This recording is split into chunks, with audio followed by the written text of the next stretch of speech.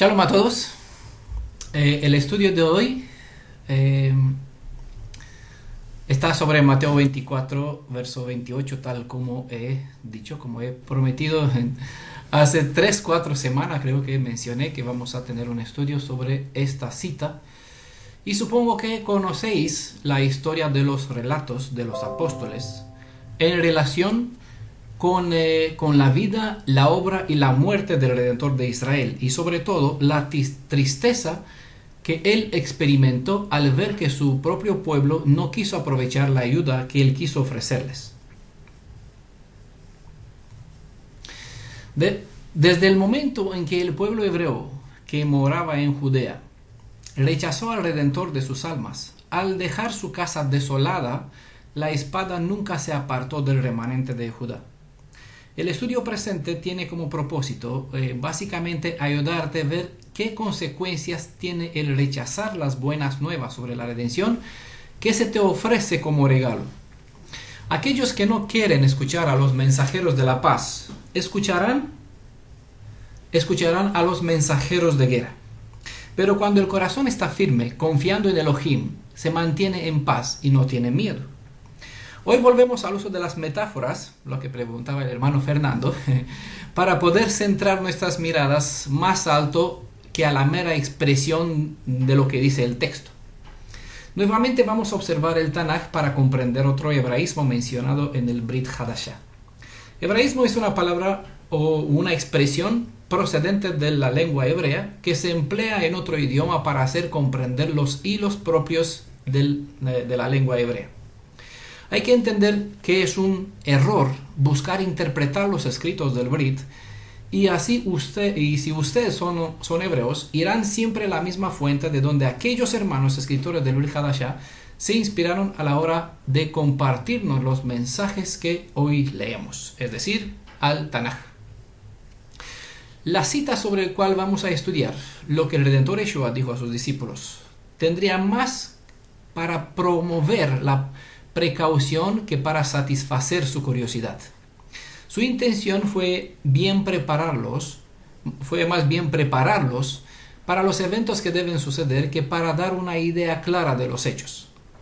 Esta es la buena comprensión de los tiempos que todos deben codiciar, prepararse para el evento antes que preocuparse por cuándo será el tiempo.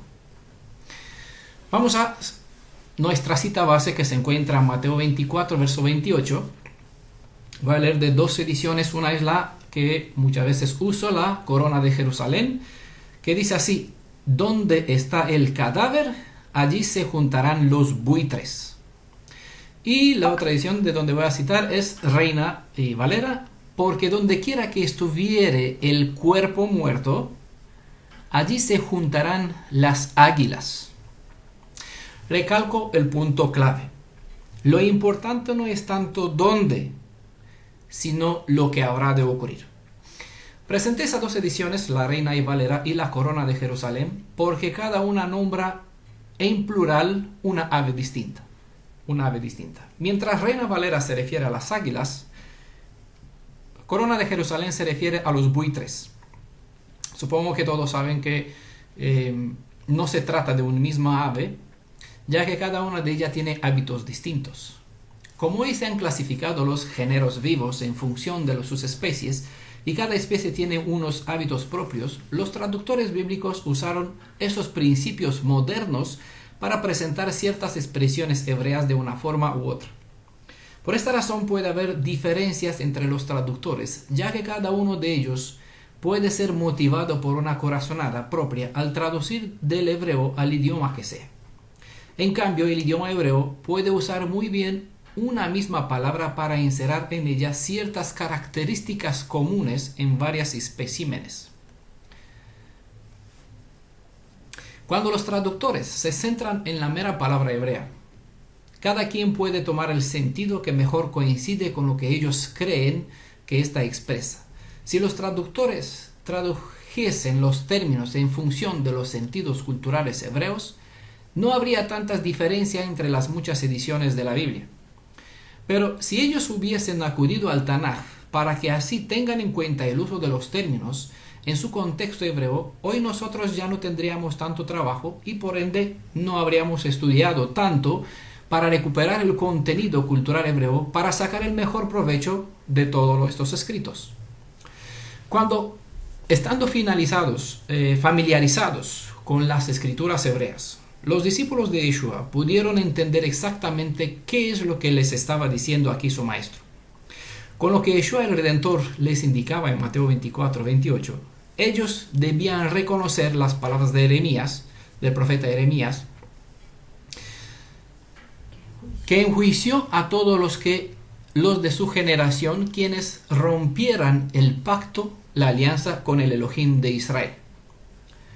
Dice Jeremías capítulo 7, verso 33, y los cadáveres de este pueblo, hablando sobre el pueblo de Israel, el pueblo hebreo, servirán de comida para las aves del cielo y para las bestias de la tierra. Más adelante declara Adonai, a través del profeta Jeremías, el mismo Elohim viviente, declara a través de su profeta, y los haré caer, hablando del propio pueblo de Israel, los haré caer a espada delante de sus enemigos y a mano de los que buscan su vida, y entregaré sus cadáveres por comida a las aves del cielo y a las bestias de la tierra. Está escrito en Jeremías capítulo 19, verso 7. Una vez más, Yeshua, llevando a cabo una palabra, en palabra y obras, llevando a cabo en palabra y obras las profecías dadas a Jeremías siglos atrás, solo que esta vez estaba aplicando estas palabras a la generación de sus días. Note las similitudes entre lo que hizo Yeshua y lo que hizo Jeremías. A Jeremías se le dijo: párate a la puerta de la casa de Adonai y proclama la palabra de Elohim a la gente. Eso está en Jeremías capítulo 7, verso 2. Y si lean ustedes en Mateo capítulo 23, verso 36, e igual en capítulo 24, verso 1, observamos que Yeshua enseñaba a aquellos de su generación, ¿dónde? Pues a la puerta del templo. En el tiempo de Jeremías, justo como en los días del Redentor, el pueblo hebreo se les enseñó a no confiar en la mera edificación del templo, ni en rituales que pueden resultar vacíos. Ojo, lean ustedes Jeremías capítulo 7, verso 4, para que tengan un poquito el contexto de lo que estoy diciendo. Ya que una ofrenda de sacrificio carente de la entrega del corazón de la persona no sirve para nada. Los meros ritos, los ritos mejor practicados, que no vienen como una reflexión de una entrega personal, no son mejor ofrenda que la de todos los gentiles cuando ofrendan a sus deidades. Ellos igual lo hacen con toda la sinceridad, ¿vale? El templo en sí no tenía significado si faltaba la obediencia. El valor del templo lo brindaba la presencia del Elohim de Israel, y su presencia en medio de Israel es condicionada de la actitud del mismo pueblo en seguir o no en los caminos que su Elohim les enseñó mediante su Torah. El mensaje de restauración y advertencia vino de la misma manera tanto para la generación de Jeremías como para la generación de los días de Yeshua.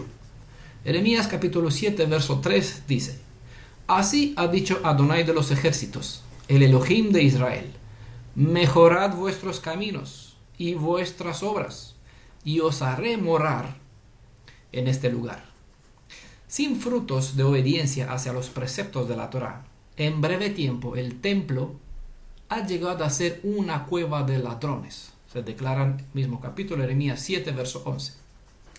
Vea por comparación Mateo 21, verso 13, para ver cómo describió Yeshua que se encontraba el templo en sus días.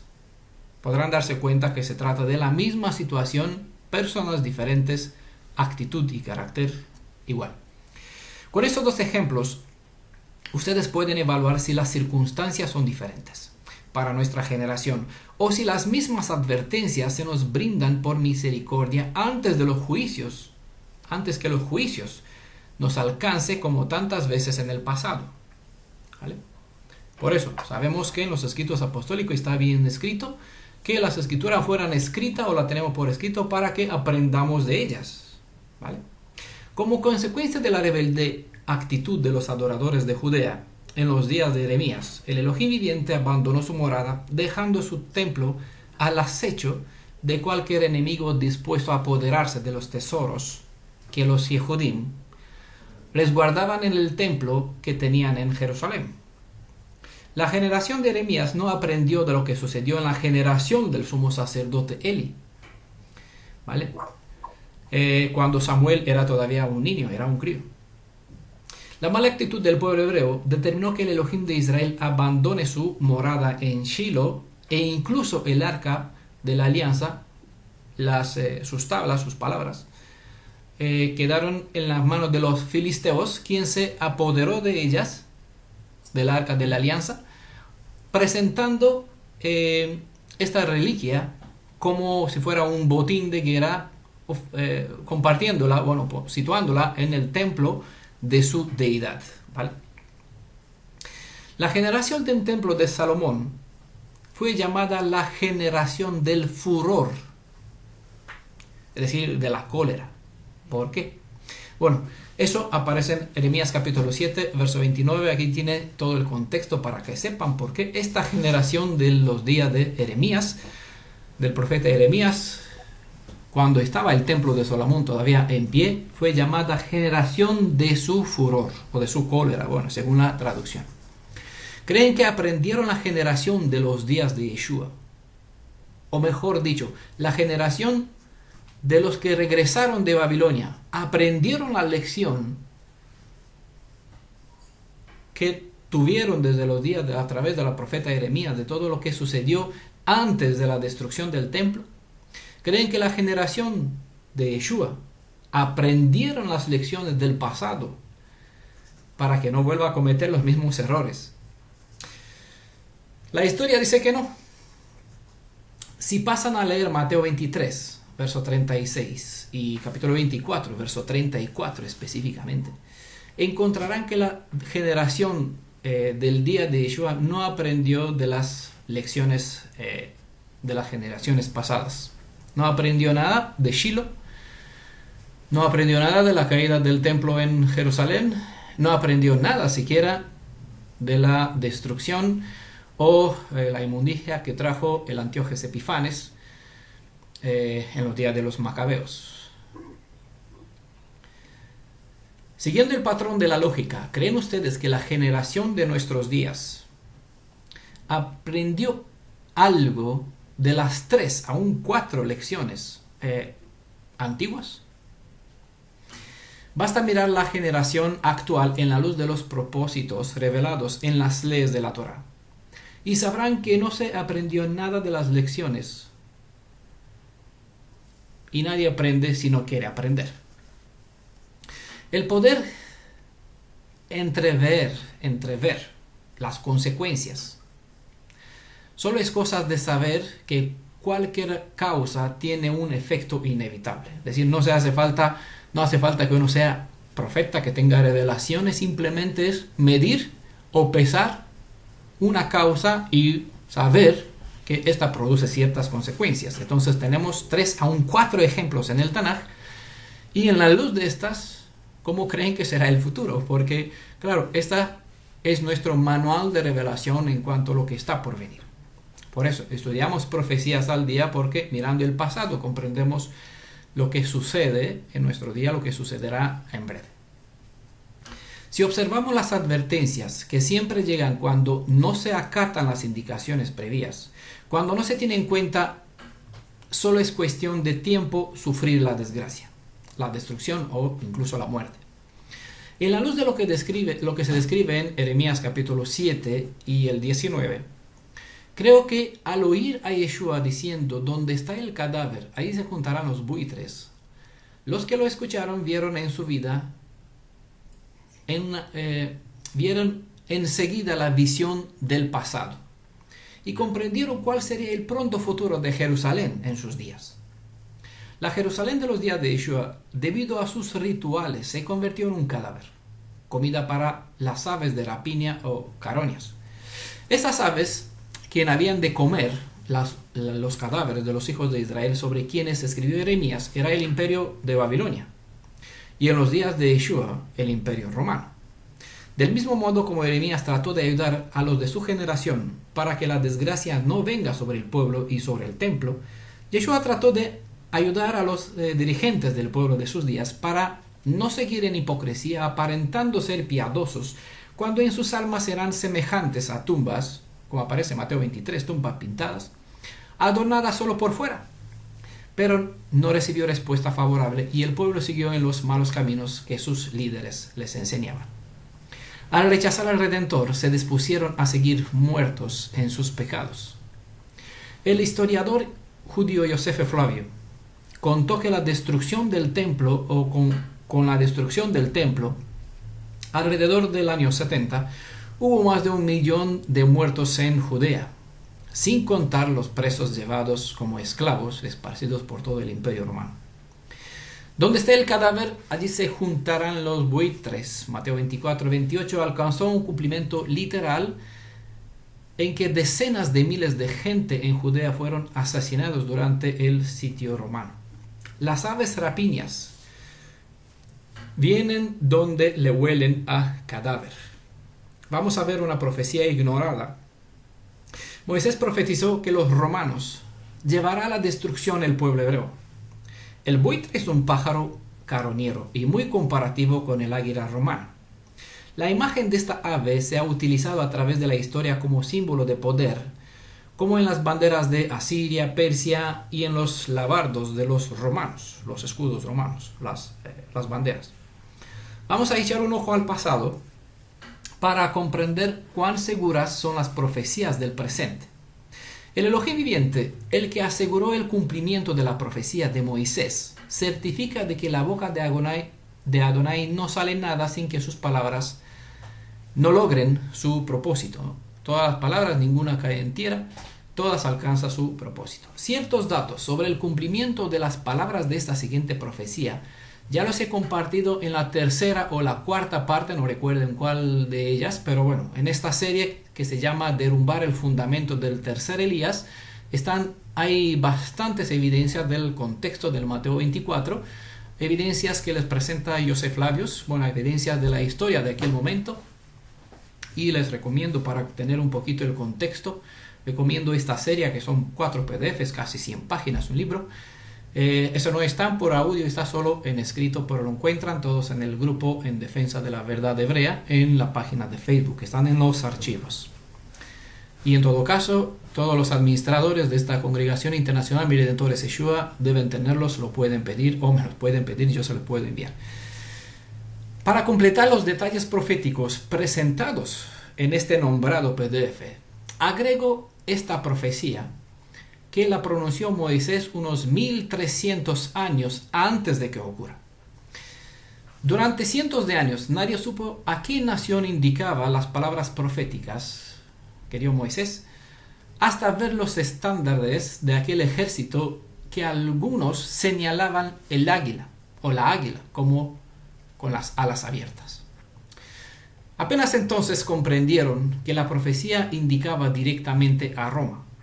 Les voy a leer esta profecía que se encuentra vamos a pasar rápido, Deuteronomio 28, 49 a 57. Hay más detalles aquí, ustedes pueden analizarlo, no nos vamos a detener en ellos para no ocupar mucho espacio, pero les recomiendo que mediten una vez que estudian este PDF que les recomendé, para tener el contexto, puedan ver con otros ojos esta presentación. Deuteronomio 28, esta forma parte de las maldiciones, 49 al 57. Adonai traerá contra ti una nación de lejos, del fin de la tierra, la cual se abalanzará como el águila, una nación cuyo idioma no entenderás, una nación fiera que no le mostrará consideración al viejo y ni misericordia al joven. Bueno, si tienen un poquito de conocimiento sobre las características que describían el Imperio Romano, pueden ver punto por punto indicando aquí una descripción perfecta del estado del Imperio Romano. Devorará la prole de tu ganado y el producto de tu suelo hasta que quedes eliminado. No te dejará nada de grano, de vino nuevo, ni de aceite de becerros de tus manadas, ni de corderos de tus rebaños, hasta que te haya llevado a la ruina.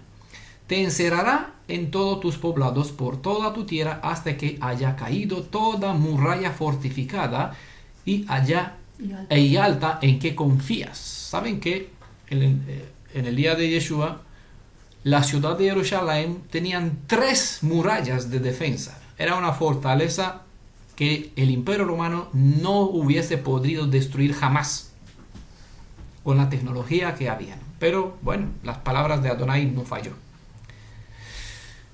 Y cuando estés encerrado, y cuando estés encerrado en todos tus poblados, por toda tu tierra que Adonai tu Elohim te haya asignado, comerás tu propio fruto, la carne de tus hijos e hijas que Adonai tu Elohim te ha asignado a causa de la desesperada estrechez a la que te reducirá tu enemigo.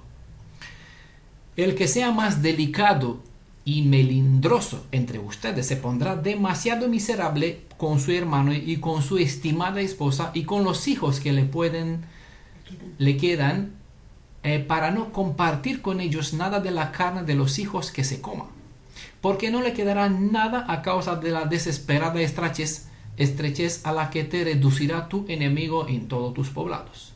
Y la que sea más delicada y melindrosa entre ustedes, tan delicada y melindrosa que nunca se aventuraría a poner un pie en el suelo, le rezongará a su estimado esposo y a su hijo y a su hija por las secundinas que salen de entre sus piernas y los bebés que dio a luz. Se los comerá en secreto por la gran carestia en la desesperada estrechez a la que te reducirá tu enemigo en tus poblados. Literalmente todos esos detalles alcanzaron un cumplimiento literal.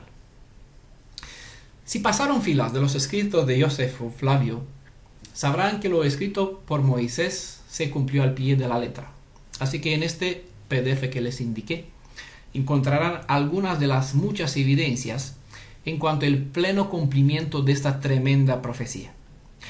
Como la palabra hebrea nesher o la griega aetos puede referirse tanto al buitre como al águila, se asimila que en Mateo 24, verso 28, se hace alusión a los ejércitos romanos, cuya emblema era el águila. En este caso, el cadáver se refiere a Israel, nación que está muerta por rechazar la vida que le hubiese brindado Yeshua.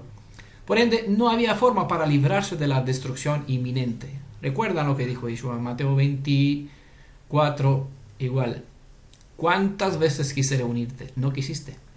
Tu casa queda abandonada. Pues sí, la presencia del escudo de vida, de esta protección que su presencia les brindaba, quedaban al acecho de cualquier ave inmunda o cualquier mal, cualquier enemigo depredador. Y si estas palabras se cumplieron en la generación de los discípulos, no olvide que queda pendiente una invitación para que las aves del cielo vengan a comer la carne de los caídos muertos. Apocalipsis capítulo 19. Será tanta la carne de hombres muertos en la batalla de Armagedón que todas las aves rapiñas, dicen que vuelan en medio del cielo, vendrán y se congregarán para comer carne de fuertes, carne de caballos y de sus jinetes, y carne de todos, libres y esclavos, pequeños y grandes. Apocalipsis 19, versos 17 al 18. ¿Vale? Por eso tenemos por delante una profecía y compartimos esta presentación como si fuera una profecía al día. Miramos el pasado, vemos 3, 4 incluso lecciones, y el que no aprende de ella, pues obviamente se encontrará en esta situación donde servirá de comida, ¿vale? Porque en Apocalipsis se presenta 2 invitaciones. Una para los vencedores, están invitados a comer a la boda del Cordero, a las bodas. Es una palabra que aparece en plural aquí para los en español. Y una invitación para las aves, todas las aves, a comer la carne. Bueno, según cada uno va a participar de una comida o va a hacer festín de otros que comerán. Mateo 24, verso 28, Reina Valera dice: donde esté el cadáver o carnaza, ahí se juntarán las águilas. Y en Lucas capítulo 17, verso 37, igual en Reina Valera, dice: donde esté el cuerpo muerto, donde esté el cuerpo, allí se reunirán las águilas. Mateo utiliza correctamente el término cadáver o carnaza, que en griego es toma. Mientras en Lucas encontramos cuerpo, que en griego es soma. Pero ambos presentan un significativo error en cuanto al vocablo águilas, cuando en realidad el término correcto sería buitres. Un error que tiene explicación en el hecho de que para los hebreos existía solo un término para definir a las águilas y a los buitres, mientras que en griego son dos. ¿Vale? Es importante que se entienda el contexto de este relato, que este relato no tiene que ver con el fin del mundo. ¿Vale? Este contexto de Mateo 24 no tiene que ver con el fin del mundo, como se interpreta o como quizás conocieron en las iglesias cristianas antes, ¿vale? Sino que era un informe que incumbía a la misma generación de los días de Yeshua, ¿vale? Él lo dejó bastante bien claro, Mateo 24, verso 34. De cierto os digo que no pasará esta generación hasta que todo esto acontezca, ¿vale? En cualquier lugar, bueno, en el PDF que le recomendé hay más contexto en este sentido. En cualquier lugar donde se encuentren personas cuyas transgresiones se presentan como el olor de un cadáver, serían identificados de la misma forma que un buitre o un águila identifica a su presa. El propósito de la palabra de Yeshua fue ser una señal para que los creyentes en él se escaparan de esa destrucción. Al leer Mateo 24, verso 15 al 16, que le recomiendo a ustedes, o Lucas capítulo 21, verso 20 al 21, se puede apreciar que esta señal era la ciudad de Jerusalén, rodeada de los ejércitos de los romanos, obviamente, que había en su tiempo. Y estos ejércitos, cuando ellos se encontraban en el lugar cercano a la muralla de Jerusalén, que eran consideradas el lugar sagrado, según el profeta se presentó en el profeta Daniel, porque este lugar pertenecía a los sacerdotes, es el lugar cercano a la muralla de Jerusalén como lugar de trabajo para ellos. Eran asignados como Kadosh, como santo. Cuando verán al ejército que tiene el águila, de quien habla Moisés, a quien hace referencia, ubicada en el lugar a quien hace referencia el profeta Daniel, donde en el lugar sagrado, sabrán, Jerusalén está rodeada, aquí dan vuelta a los buitres, tienen la oportunidad de, ¿qué le dijo Yeshua? Huir, ¿vale? Salir. Se sabe bien que ninguno de los creyentes en Yeshua murieron en el ataque, en la destrucción de Jerusalén en aquel momento. Ninguno. Todos se le brindó la oportunidad de tener la ocasión de abandonar Jerusalén y aprovecharon este momento en cual el ejército romano se retiraron por una cierta noticia, dejaron Jerusalén libre. Lastimosamente, los soldados de Jerusalén, pensando que ya son vencedores, se fueron a atacar a la retaguardia de los romanos. Los romanos se retiraron, hicieron su trabajo, no olvidaron esta mala actitud de los hebreos que se consideraban entonces ganadores. Pasados unos 3 años, creo, 3 años y pico, volvieron, rodearon la ciudad de Jerusalén hasta destruirla por completo. Bueno, según Josefo Flavius, autodestruyeron, los mismos que vivían en Jerusalén, se autodestruyeron y por ende fue una conquista más fácil para los romanos apoderarse de Jerusalén. De hecho, cuentan la historia que hasta los romanos se espantaron de las abominaciones que se vivían dentro de Jerusalén y querían conquistar a Jerusalén para librar a los que estaban encerrados dentro. Bueno, la guerra de los judíos está en este libro de Josefo Flavius, que bueno, es una historia tremenda.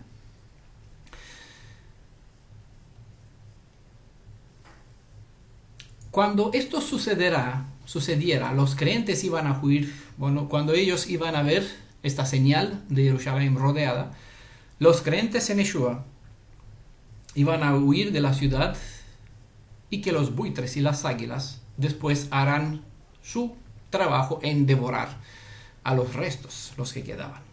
Sabemos que al ver a una bandada de buitres, es casi seguro que cerca se encuentra un cuerpo muerto.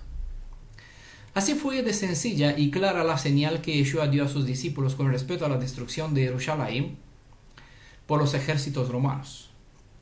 En las escrituras, la mención del águila en sentido figurado es abundante. Tanto Babilonia como Egipto son comparados con un águila o con un gran águila de grandes alas y de largos miembros. Más o menos, cuando abren las alas llegan a unos 2 metros a lengura. Llena de plumas de diversos colores. Ezequiel capítulo 17, versos 2 y 3 presentan mejor estas características que describían al imperio babilónico. Estos dos grandes poderes de Egipto y Babilonia fueron usados en el Tanaj como armas empleadas para castigar al corrompido infiel pueblo de Israel, para que con los días de Yeshua esta obra de castigo, de destrucción, la ocupe el imperio romano. Hoy es el imperio mundial unido, la comunidad europea, que servirá como arma de destrucción, que una vez consumida la carroña, acabará siendo destruida. ¿Vale? El mismo pueblo que será el mismo poder, no pueblo, que servirá para hacer un trabajo como Faraón. ¿Vale? Si nos ubicamos en el Tanaj, aquí vemos en Egipto, vemos a Faraón. Bueno, el Faraón es un símbolo para lo que ocupa la comunidad europea, este gobierno mundial unida, una vez que ellos harán su trabajo de determinar la separación entre los hijos de Israel que son protegidos bajo la redención y los que rechazaron la redención. Habrá un trabajo aquí. Pues esta misma arma quedará como Egipto, quedará como Babilonia, ¿vale? A su vez será destruida. Este último poder tiene la suma de las características de las predecesoras, de los predecesores imperios.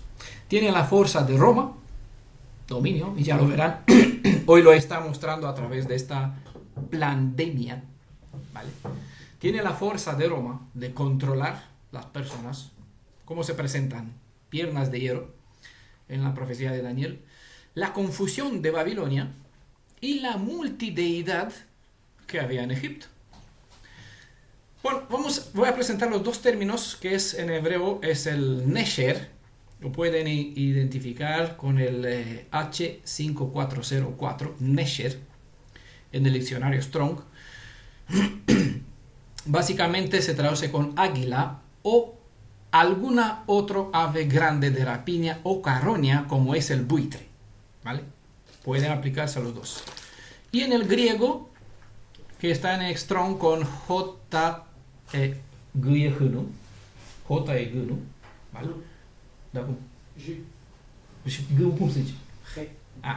G105, ¿vale? Es aquí la palabra en griego que es aetos, traducido para águila, que sirve igual para buitre.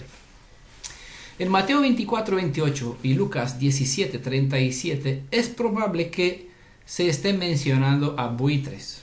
El significado parece ser que así como se reúnen estas aves allí donde estén los cadáveres, así los juicios de Elohim viviente caerán sobre el corrompido estado de los moradores de Judea. El término hebreo Nesher, que equivale al griego aetos, generalmente se traduce como águila, probablemente refiriéndose al águila real imperial, o el águila imperial. Pero a menudo puede referirse al buitre leonardo, ¿vale? Que su nombre es Gyps, que aparece en el término griego Gyps fulvus, ¿vale? Puede referirse al águila, a un águila, o a este tipo de buitre que es Gyps fulvus, ¿vale? Buitre leonardo. Estos tipos de buitres eran buitres leonardo, están bastante numerosos en tiempos de la Biblia. y en vuelo son prácticamente indistinguibles de las águilas. Además, dado que la atención se centra en las muchas características que comparten estas aves, en lugar de sus diferencias, cualquier traductor puede ser apropiada en la mayoría de los casos. Tanto el buitre leonardo como el águila eran grandes, fuertes y longevos. Tenían patrones comunes de anidación y comían carroñas y presas. En el reino animal todo se vale. Mientras algunas aves parecieran haber nacido para cazar, otras esperan encontrar a sus presas ya sin vida para devorarlas con tranquilidad. Esas últimas son las llamadas aves carroñas. Veamos algunas cositas interesantes sobre estas aves. El buitre es un ave necrófaga por naturaleza. A diferencia de lo que muchos creen, no detectan los cadáveres por el olfato. Su modo de búsqueda es visual y muy bien organizado. Los miembros de una colonia de buitres se distribuyen en una porción geográfica y cada una explora un sector. Cuando un integrante del equipo localiza un cadáver, se lanza en picada, formando una espiral. ¿Vale? No como el buitre, no como el águila que viene pum, como una flecha. ¿No? Viene, baja en círculos. Como otro buitre observa de lejos este cadáver, aunque en realidad no está muerto, bueno, el buitre ataca a su presa, que la ve débil. Entonces, cuando un buitre observa una presa y empieza a bajar dando círculos, formando esta espiral, eso se toma como señal que sus compañeros detectan, siguiéndolo de inmediato para no llegar tarde al festín. Quizás es este dicho, o por esta razón viene este dicho, que tus hechos se ven de tan lejos que tus palabras apenas se escuchan.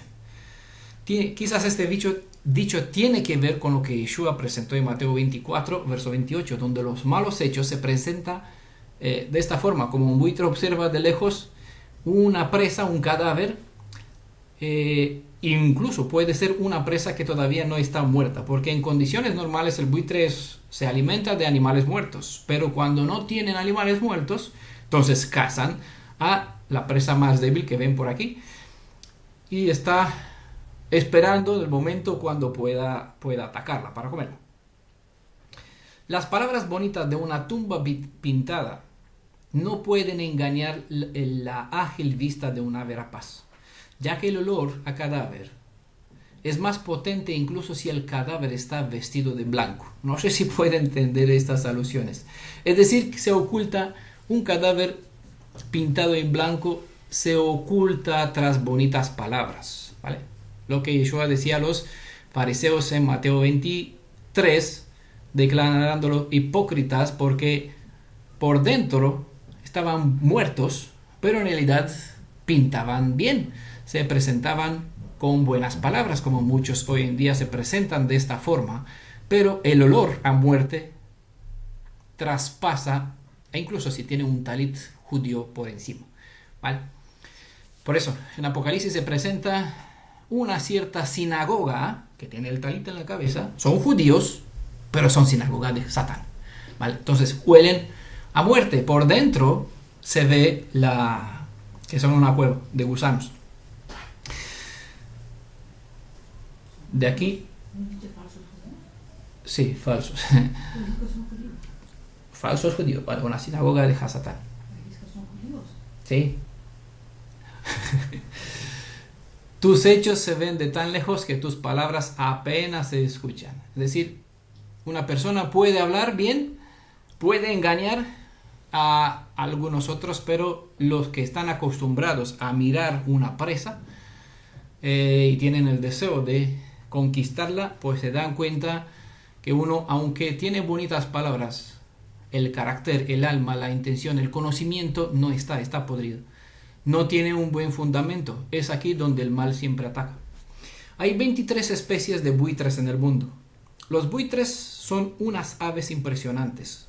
Aprender sobre ellos es la mejor forma de apreciar el mundo o la importancia del labor que desarrollan en el mundo, en la fauna y en la conservación. Devorar animales que se encuentran en un estado avanzado de descomposición hace enfermar a la mayoría de los carnívoros. Las aves carroñeras las ingieren sin problemas gracias a microbios que viven en su intestino. Muchos de ellas son como el anthrax, empleado como arma biológica. Esas son toxinas que otros seres vivos no pueden comerlas, pero para los buitres no es un problema. El buitre es un ave rapaz de cabeza calva. En las escrituras se encuentra con el nombre de Nesher, con la cabeza rasurada o calva, como es presentado en Miqueas, capítulo 1, verso 16. Aquí está la palabra Nesher, que algunos lo traduce con águila, pero águila no tiene la cabeza calva, ¿vale? Por eso es importante los detalles. Nesher con la cabeza rasurada o calva se presenta en Miqueas capítulo 1 verso 16 y cuello desnudo, pico, gancho de gran tamaño. Su envergadura puede alcanzar hasta 3 metros a un buitre, ¿vale? Cuando abren las alas. De una punta a la otra puede medir hasta 3 metros. Y obviamente se alimenta por lo general de animales muertos de carroña. En ocasiones se ha traducido águila, aun cuando el hebreo se refiere a buitre, aunque el contexto indica claramente que se trata más bien de un segundo animal. No obstante, en el caso de los buitres, su identificación suele ser bastante sencilla, porque pueden observar que en ciertas ediciones de la Biblia la palabra Nesher ha sido traducida con águila, como pueden leer en esta misma cita de Miqueas 1:16. Pero el águila no tiene la cabeza rasurada. La calvicie de cual se hace mención en esta cita se refiere más bien a la cabeza y el cuello del buitre, quien carecen de pluma en esta ave. La palabra Nesher es usada en Lamentaciones 4:16, Deuteronomio 28, verso 49, y bueno, Samuel 1, verso 23, segunda Samuel, hay más citas. También, pero en este segundo caso esta palabra se refiere al águila, ¿vale? Nesher aquí se refiere en ese segundo caso a un águila, no a un buitre. Y esto debido a la velocidad, ¿vale? Porque, bueno, le voy a decir qué velocidad tiene esta águila. El águila real es la más rápida de todas las especies de águilas. Logrando una velocidad puede alcanzar entre 275 y 320 kilómetros por hora. ¿Vale? Es decir, lo puede comparar con una máquina Fórmula 1. Entre todas las aves que hay en el mundo, es la segunda más rápida después del halcón peregrino. Para cazar, el águila se eleva a cientos de metros en cuestión de segundos, cierra sus alas y cae en picada a más de 240 kilómetros por hora para atrapar a la presa. El águila, el buitre y el halcón son las aves con el más amplio campo de visión. Pueden apreciar a su presa desde una altura que oscila desde 500, según el ave, desde el 500 metros hasta 2000 metros, como es en el caso del buitre, que puede subir hasta esta altura. Eso sería para nosotros mirar de esta distancia como poder leer un periódico o abrir la Biblia, leer la Biblia desde 100 metros de distancia.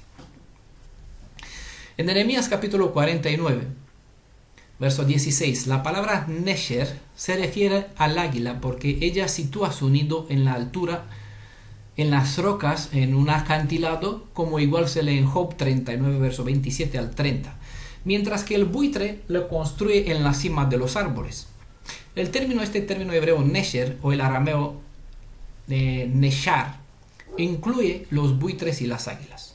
En los pasajes donde aparece esta palabra Nesher, a menos que se describan características específicas del buitre, siempre se debe entender y traducir con águila, ¿vale? Al menos que hay un contexto que puede identificar específicamente al buitre, por lo general Nesher aplica al águila, ¿vale? Por eso los detalles siempre condicionan.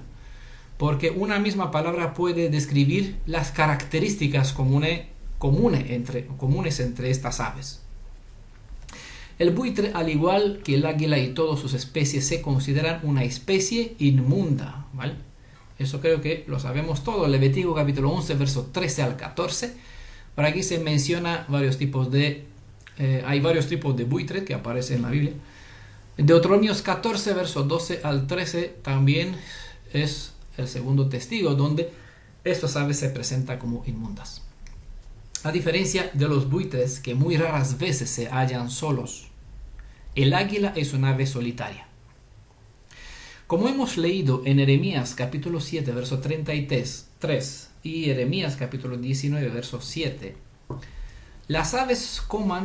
que las aves coman de los cadáveres de los hijos de Israel, como hemos leído, el dejar los difuntos a la intemperie para que fuesen devorados por los carroñeros indicaba un abandono por parte de los congéneres y de la deidad en cual se creía.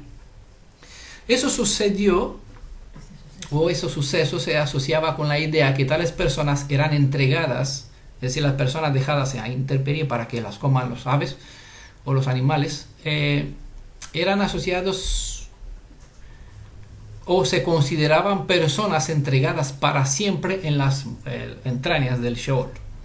La última amenaza que suponía la guerra era precisamente esta: que los buitres devoraban los cadáveres desnudos de los caídos en el combate.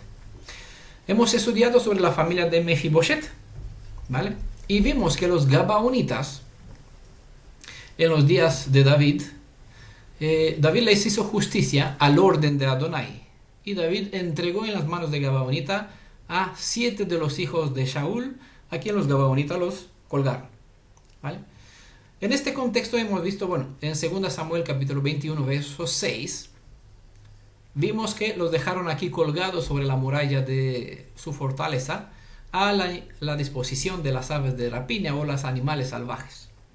Para evitar la deshonra, la concubina de Shaul, Rizpa, si recuerdan la historia, vigilaba los cuerpos para mantener alejados a estos buitres y los animales salvajes. 2 Samuel capítulo 21, verso 10 lo menciona.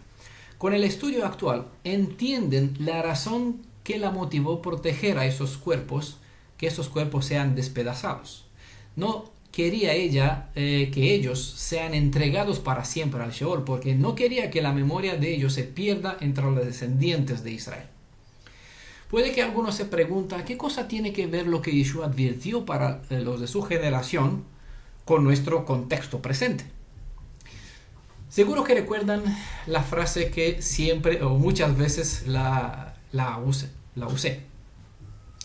Los que no aprenden de las historias de nuestros antepasados, al no tener en cuenta las advertencias del pasado, repetirán las malas acciones que ellos y por ende sufrirán las consecuencias de la rebeldía que trae la rebeldía.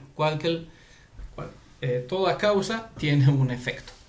El Redentor Yeshua advirtió que los ejércitos romanos descubrirían a un Israel roto de la fuente de la vida, de modo como los buitres localizan desde bien lejos un cadáver muerto y lo rodean para devorarlo. Esta palabra nos enseña también una verdad válida para nuestra generación. Donde quiera que estén las personas malvadas, transgresoras de la Torá, se reúnen los instrumentos del castigo.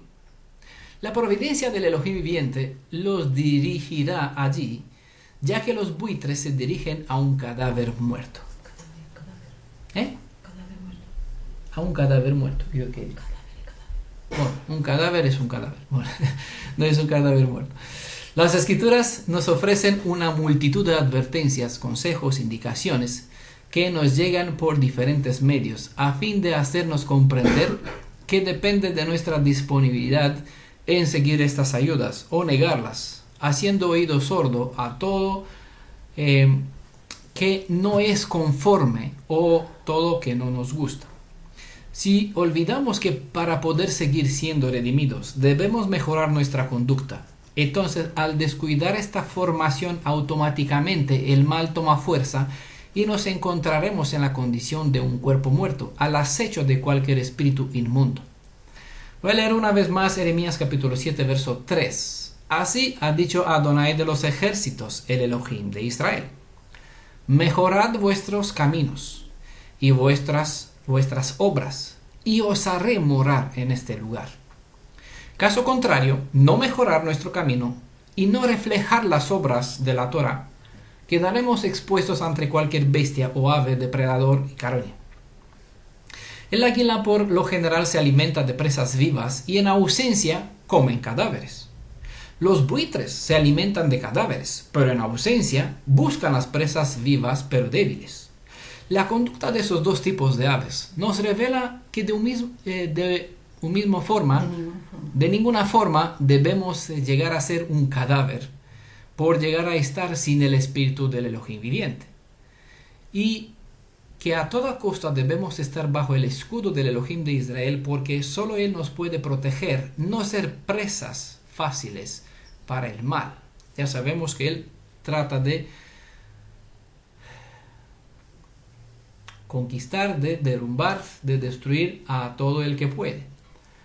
Cuando no se toman en cuenta las indicaciones, las instrucciones que están en la Torá para producir actos respaldados en justicia, cuando no se tienen en cuenta las indicaciones de los que sirven al Elohim de Israel según las enseñanzas que el pueblo de Israel ha recibido de parte del Elohim viviente, y cada uno elige andar en su propio deseo, ideas, interpretaciones, placeres, etc., uno perderá las facultades espirituales de la vida. Por lo tanto, el olor a muerte despertará la atención de algún buitre, ¿vale? Pronto una bandada de buitres, es decir, espíritus de la maldad, ¿vale? Si no entiendes a qué hago referencia con esos buitres, rodeará a dicha persona. Recuerdan la parábola de Yeshua, cuando él limpia una casa, aleja un espíritu inmundo. Si esta casa no se llena con la presencia de Yeshua para que él tome control de todas las acciones de una persona, ese espíritu revuelve, y si no ve aquí una fortaleza, es decir, a Yeshua presente, como decía Shaul, vivo, mas no yo, vive Yeshua a mí. Si no encuentra aquí el poder de Yeshua, encuentra una casa vacía, vuelve, trae 7 más con él. Aquí hay no águilas, sino muchos buitres, ¿vale? Una bandada de buitres. Lo que nos advierte Mateo 24, verso 28, donde esté el cadáver, allí se juntarán los buitres, es lo siguiente. Si logran conectar la expresión cuerpo muerto o cadáver con cualquier acto que se revela en transgresión a la Torah, y si pueden ver en la palabra buitre cualquier problema físico, espiritual, problema de orden mental, emocional, problemas que ocurren en la vida diaria al vivir en medio de las naciones gentiles bajo el poder opresor de gobiernos que no sirven al Elohim de Israel, leerán esta palabra con otros ojos. Por igual, al nivel espiritual pueden leer esa advertencia de la siguiente forma. Donde un alma no se centra en guiar su vida en conformidad con los principios que deben regir la conducta de todo hijo de Israel, se convierte en una presa fácil para cualquier viento de enseñanza, según menciona Shaul. Donde instructores que no son enviados por el Elohim de Israel para la restauración de su pueblo, se presentan para engañar a cualquier israelita despistado, despistado. Y en lugar de esto, que estos los edifique en Yeshua, en realidad los determinan negar al Redentor mediante sus actos. Recuerden que el águila puede cazar presas vivas, y esto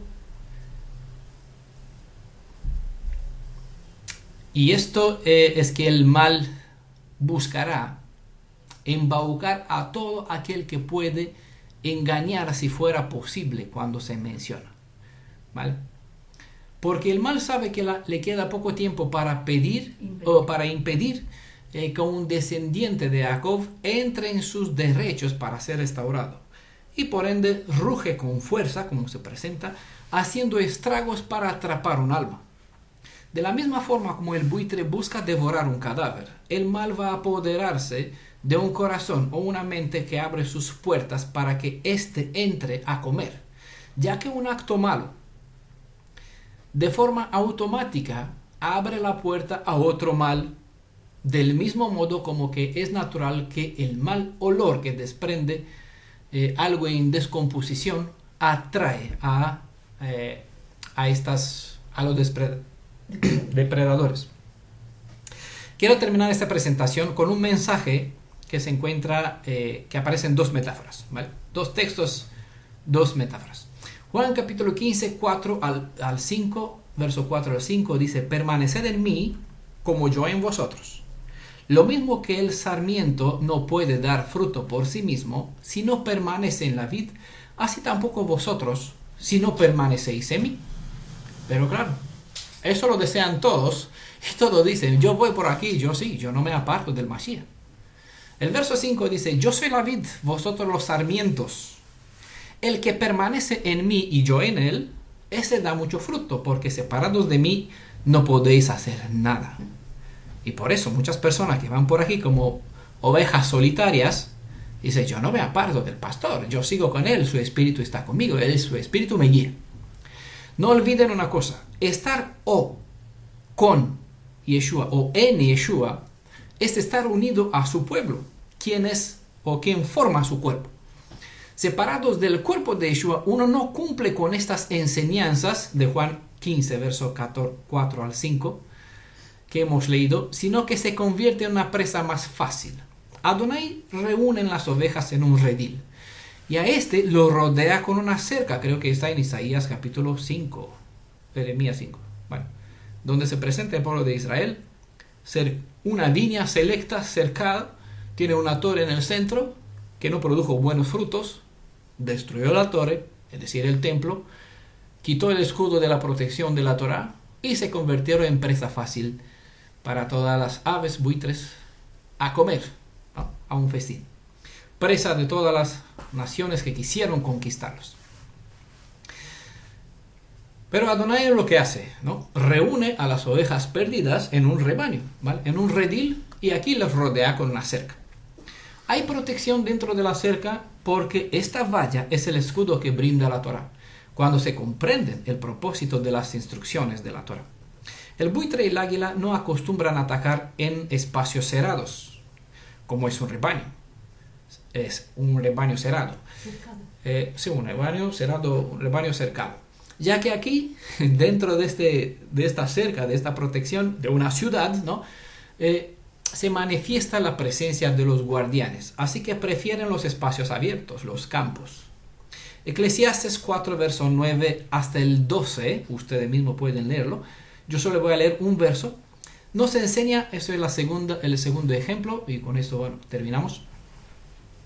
Nos enseña a mantener la unidad porque hay más fuerza juntos que solos. El verso 10 de esta cita es relevante. Hay del que cae y no tiene quien lo levante.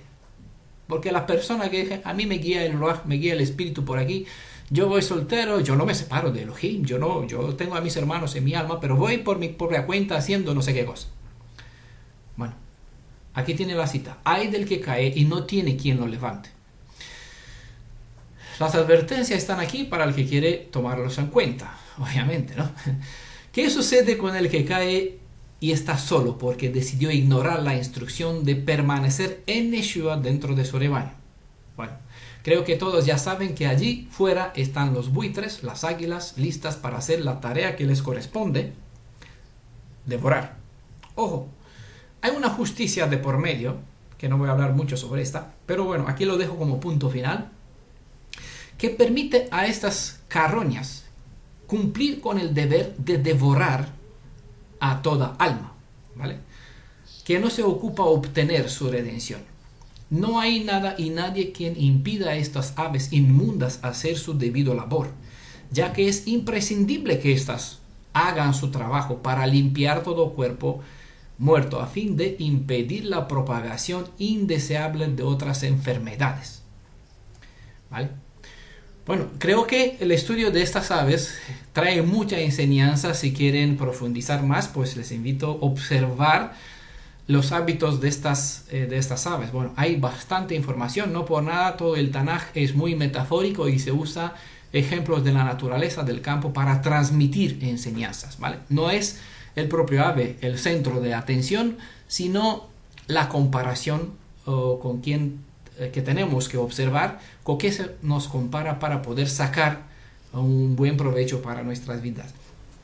Bueno, yo espero que esta cita de Mateo 28, 24, verso 28, os abra un poquito en otro campo de visión, no centrarse para ver siempre la interpretación, que llega el fin del mundo por aquí cosas, sino para centrarse en lo que les corresponde a ustedes. No tanto esperar el momento, sino estar preparados para el momento. Las informaciones que tenemos en el Tanaj tienen el propósito de prepararnos ante lo que está por venir, lo que tenemos delante, para hacer frente a las situaciones, ¿vale? Estar precavidos, como las 5 vírgenes, ¿vale? Que tenían aceite de reserva.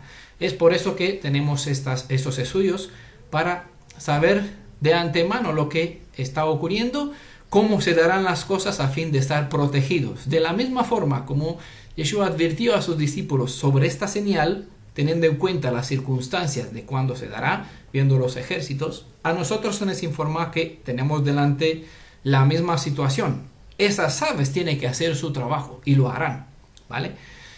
Pero tenemos que aprender a estar unidos, estar en fortaleza, edificándonos en el Mashiach, tener el conocimiento que nos da para preparar nuestro carácter, estar en él, mantener la unidad en el cuerpo para así crecer juntos, para poder igual servirnos a nosotros mismos de bendición y también poder ayudar a otros. Eso nos hará a nosotros estar protegidos, ¿ah?